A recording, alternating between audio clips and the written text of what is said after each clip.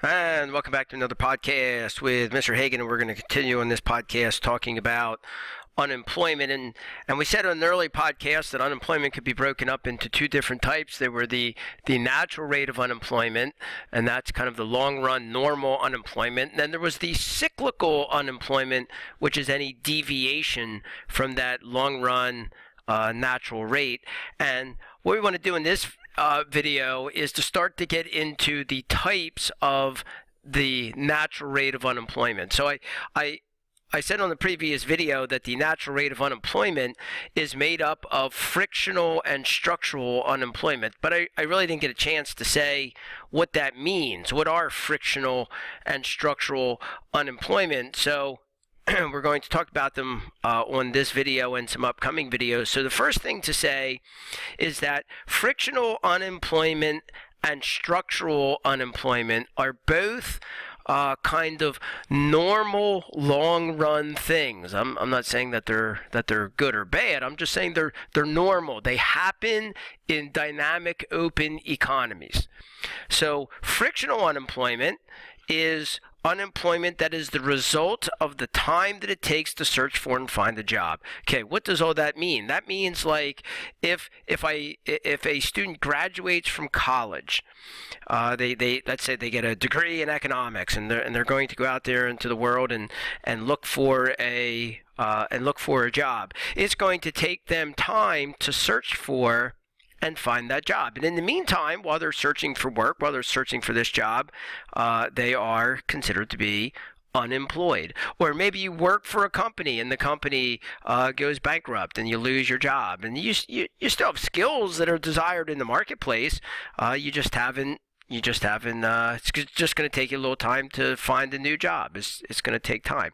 So typically with frictional unemployment, the person has the skills that are desired in the marketplace. It's just going to take them a little while to find, a company that wants to hire them.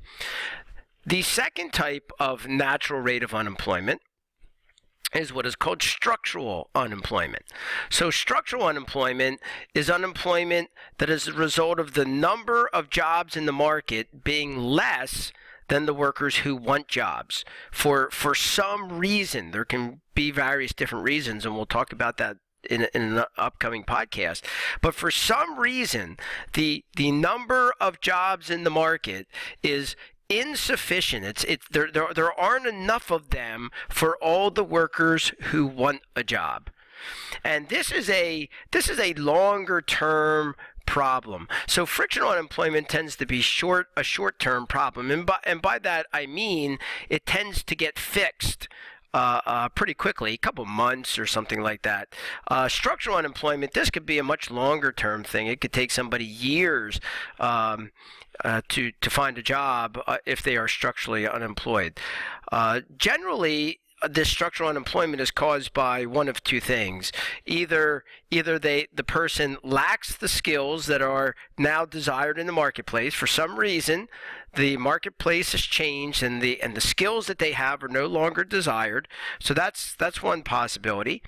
And the other possibility is that wages for some reason are above equilibrium. The wages in the marketplace are greater than the equilibrium wages, and we'll talk about some reasons why that might happen. So what we want to focus on in the rest of this podcast is just looking at the frictional unemployment, and we'll come back to structural unemployment in a future podcast.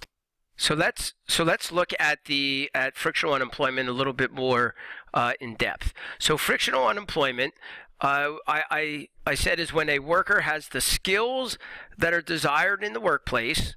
Somebody wants to hire them, a firm wants to hire them, but it takes time for the worker and the firm to find each other. See, that's the problem. It takes time for the worker and the firm to find each other. So somebody gets a brand new degree, they graduate from some college, and they have this new economics degree, and there's some company in California that wants to hire them, but they don't know about the company, and the company doesn't know about about the student. So it takes a while for them to find each other through job postings on websites. In the old days, I guess people would use more newspapers to do this, maybe networking, word of mouth, whatever the case might be. And this type of frictional unemployment is unavoidable in a dynamic, open market, changing economy. There's just no way to avoid this. People are going to go to school and then search for a new job. Companies are going to go bankrupt. You're going to get laid off and have to go find another job. All those kinds of things are going to happen. Maybe it's just that you move from one city to another, and it's going to take a little time to find a new job. These are just unavoidable things in an open, changing economy. So the problem is that you have skills that are desired, but it takes time to find work. That's the problem. And the frictional unemployment, that's what this stands for, UF, is frictional unemployment. It could be reduced if we could somehow improve the efficiency of labor markets, if we could somehow improve them. And the internet might do this. The internet might help us find jobs faster than we did in the past. Rather than having to go through newspapers, you can go online and search thousands of job listings and so forth. And so the internet may help with this. One quick side thought is government policy and unemployment insurance. How does that affect frictional unemployment?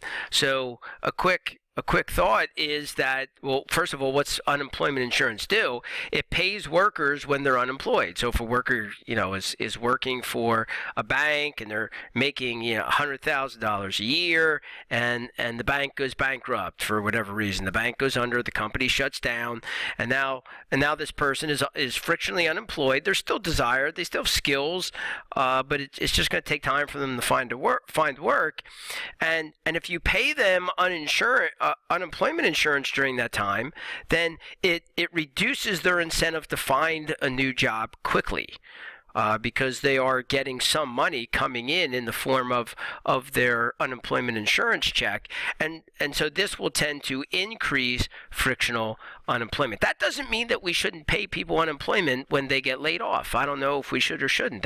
That's an opinion question. It's more of a political opinion. So I don't know if we should or shouldn't. I'm just saying, as an economist, if we pay people unemployment insurance, incentives matter. They're going to tend to take longer to find another job. They're going to be able to live a little bit longer off of that unemployment insurance check, and they might not be under quite as much pressure to go find a new job as quickly. And at first, that sounds like a problem. It increases frictional unemployment. However, it also might be useful, because if the person was not receiving the unemployment insurance check, and they felt a lot of pressure to go find a new job very quickly, maybe they would take a job that was below their skill level. They end up working at McDonald's when they should be working at a bank, because they were under pressure to pay their mortgage the next month. And unemployment insurance kind of eases that pressure a little bit and lets them take time to find the type of job that they should be working in that matches their skill level. So I'm not sure whether we should pay unemployment insurance or not. We're simply saying that if governments are going to pay unemployment insurance, that we expect to see frictional unemployment be a little higher as a result. All right, it's been Mr. Hagan on another podcast, and we'll talk about structural unemployment on a future podcast, and look forward to seeing you then. So it's been Mr. Hagan, and we'll see you on a future podcast.